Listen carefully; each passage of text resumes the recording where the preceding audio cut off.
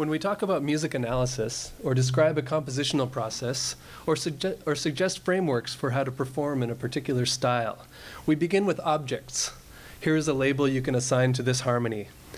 Here is a formal design that you can fill in with data. Here is a scale that you can play in this situation. Objects are easy. Objects are comforting.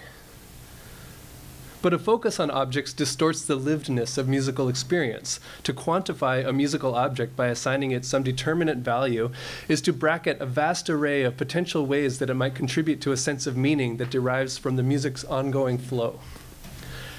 An affective music theory begins with the in-betweenness that mediates objects and constitutes their very nature, a being in the world that begins with encounters, relations, passages, and relays. This involves the most under-theorized aspect of human music making, what happens when humans make music together, an interaction-first orientation. In fact, because musical objects are the products of performing bodies, it is better not to think of them as objects at all, but as actions. So a phenomenon like the clave of Cuban guaguancó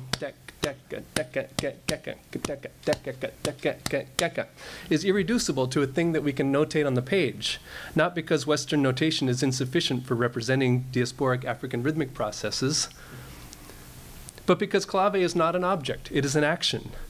It is very difficult to represent verbs graphically. By recasting clave as an action, irreducible from the territory of lived performance,